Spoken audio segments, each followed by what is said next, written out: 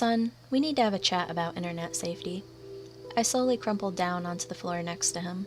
His laptop was open, and he was playing Minecraft on a public server. His eyes were locked onto the action. Comments scrolled down the side of the screen in a chat box. Son, can you stop your game for a minute? He exited the world, closed the laptop, and looked up at me. Dad, is this going to be another cheesy, scary story? What? I faked hurt feelings for a second, and then grinned at him. I thought you liked my cautionary tales. He grew up listening to my stories about children who encountered ghosts and witches, werewolves and trolls. Like many generations of parents, I used scary stories to reinforce morals and teach lessons about safety. Single dads like me need to use all the parenting tools at their disposal. He scrunched his face up a little. They were fine when I was 6, but now I'm getting older, and they don't scare me anymore. They seem kind of silly.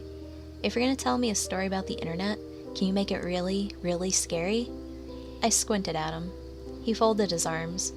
Dad, I'm 10. I can handle it.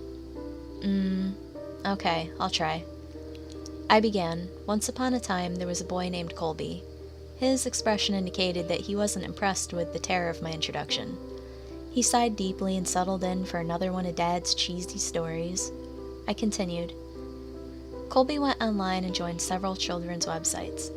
After a while, he started talking to other kids in-game and on the message boards. He made friends with another 10-year-old boy named Helper23.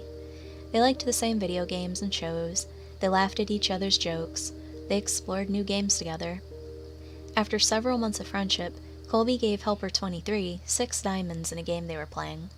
This was a very generous gift.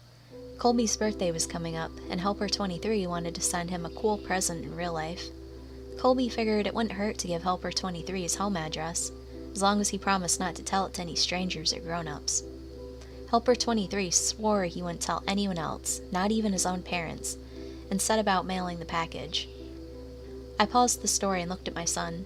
Do you think that was a good idea? No, he said, shaking his head vigorously. In spite of himself, he was starting to get into the story. Well, neither did Colby. Colby felt guilty about giving away his home address, and his guilt began to grow and grow. By the time he put on his pajamas the next night, his guilt and fear were larger than anything else in his life. He resolved to admit the truth to his parents. The punishment would be steep, but it was worth it to have a clear conscience. He squirmed in his bed as he waited for his parents to tuck him in. My son knew the scary part was coming up. In spite of his tough talk, he leaned forward wide-eyed. I spoke quietly and deliberately.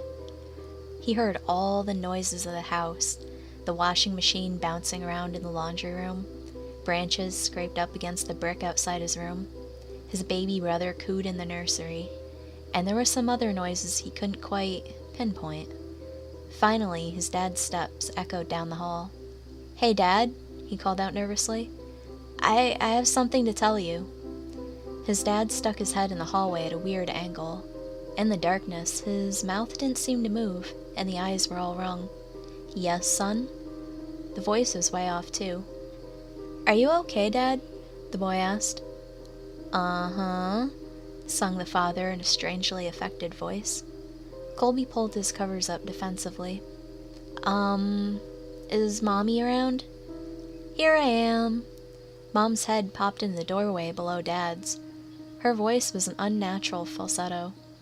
Were you going to tell us that you gave our home address to Helper23? You shouldn't have done that. We told you never give out personal information on the internet. She continued, He wasn't really a kid. He just pretended to be one. Do you know what he did? He came into our house, broke in, and murdered both of us, just so he could spend some time with you. A fat man in a wet jacket emerged in the child's doorway, holding the 2 severed heads. Colby shrieked and gasped as the man dropped the heads on the ground, unsheathed his knife, and moved into the room to work on the boy. My son screamed too. He twisted his hands defensively over his face. But we were just getting started with the story. After several hours, the boy was almost dead, and his screams had become whispers. The killer noticed the wailing of a baby in another room, and removed his knife from Colby. This was a special treat. He had never murdered a baby before, and was excited about the prospect. Helper23 left Colby to die and followed the cries through the house like a homing beacon. In the nursery, he walked into the crib, picked up the baby, and held it in his arms. He moved towards the changing table to get a better look, but as he held the baby, the crying died down. The baby looked up and smiled. Helper 23 had never held a baby, but he gently bounced it in his arms like a pro. He wiped his bloody hands on the blanket so he could stroke the baby's cheek. "Hey there, sweet little guy." The beautiful rage of sadism melted into something warmer and softer. He walked out of the nursery, took the baby home, named him William, and raised him as his very own. After I finished my story, my son was visibly shaken. Between ragged, staccato breaths, he stammered, But Dad, my name's William." I gave him a classic dad wink and tousled his hair. "Of course it is, son." William ran up the stairs to his bedroom in a fury of sobs. But deep down, I think he liked the story.